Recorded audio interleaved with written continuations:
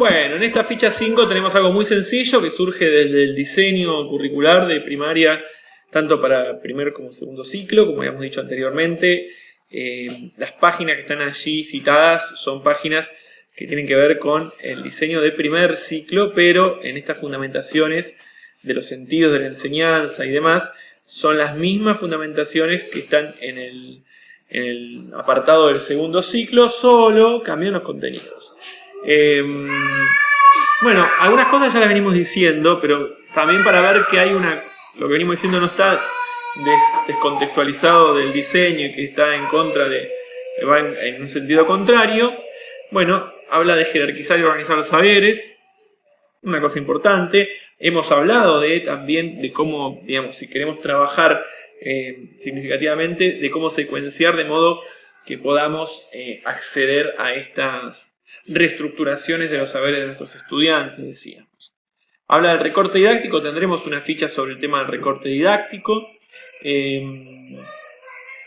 Bueno, en esta cuestión del recorte didáctico no tenemos que olvidarnos de la complejidad de la enseñanza de las ciencias sociales y por lo tanto en ese recorte también tienen que existir estas cuestiones de causas y consecuencias. ¿En qué sentido? O sea, no podemos enseñar hacer recortes sin ningún tipo de jerarquización y de vincularidad entre ellos, ¿no?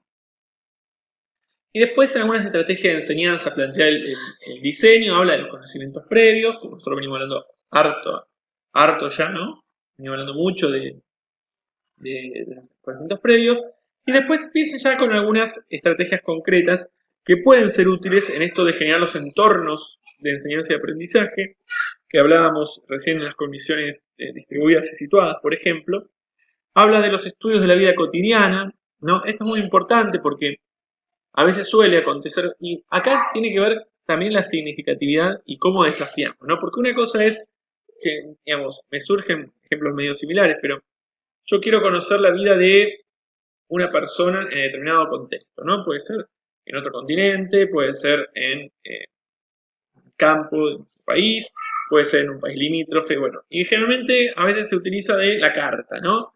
Utilizamos la carta que nos cuenta el personaje. Bueno, ¿es atractivo esa estrategia? Bueno, capaz que sí, hay que ver cómo la presentamos.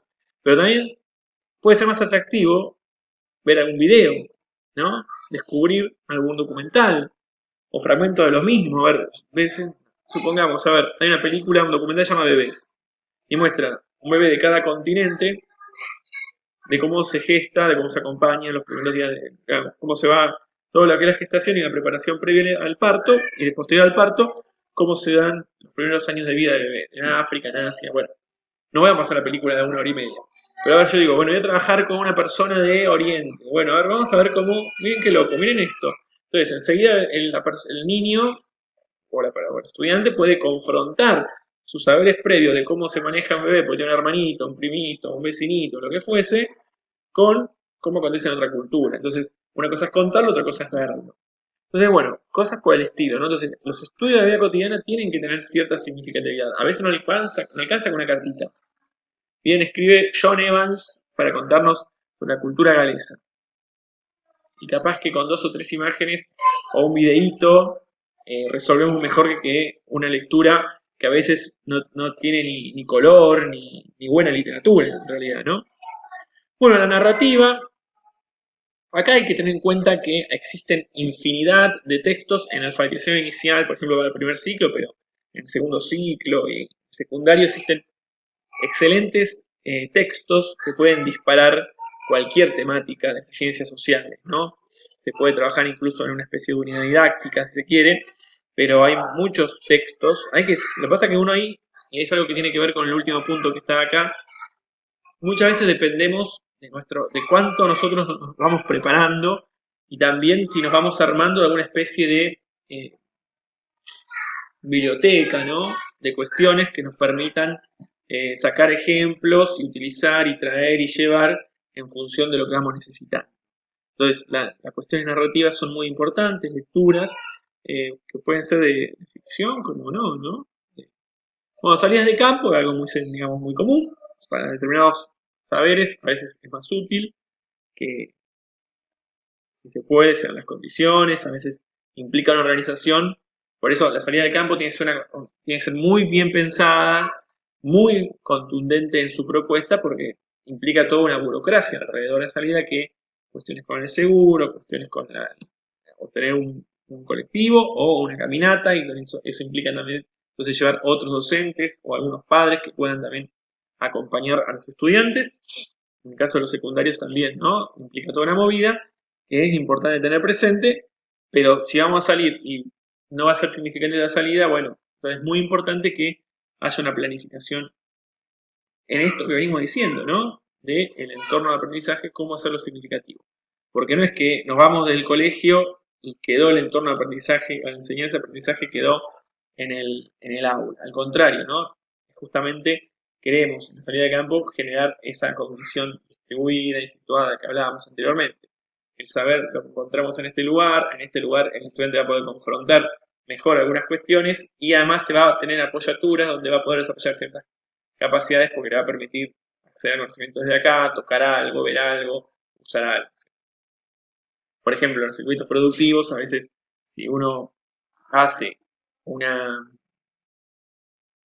visita a una empresa, digamos, que muestra cómo se trabaja desde la materia prima hasta el producto final, y obviamente es mucho más interesante, y si está bien trabajado, con una buena propuesta didáctica, obviamente va a ser muy significativo eso a contarle con 3 o 4 imágenes en el aula.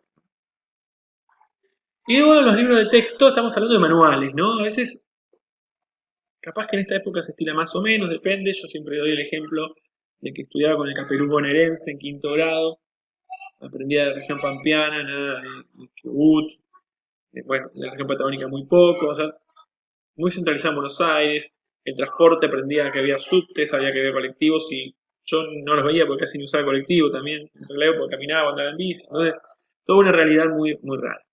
Entonces, es muy importante acá tener presente esta cuestión, porque en el diseño se maneja estos libros de texto. Hay unas cuantas recomendaciones para los libros de texto, tener presente al momento de elegirlos, pero a veces la recomendación más importante, y es tal vez algo más que podemos decir nosotros, es de crear nuestros propios recursos textuales, ¿no? Recortando desde varios libros de texto o tomando diferentes páginas de internet, que veamos la significatividad también de esos contenidos, y que nos permitan también territorializar el saber, ¿no? Una forma de decir, bueno, a ver, nosotros estamos en esta realidad, este es nuestro territorio, estas son nuestras formas, nuestra idiosincrasia, estas son nuestras imágenes.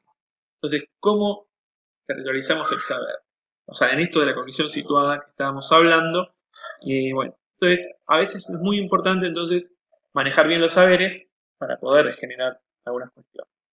Y en este sentido también, en todas estas cuestiones, uno tiene que tener presente algunas cosas que pasan, por ejemplo, ahora en épocas de la virtualidad, el tema de los videos. Entonces, subo un video sobre trabajo en educación de valores, educar en valores, una colombiana, una mexicana que usa palabras y en su tono de voz es muy lejana a los estudiantes.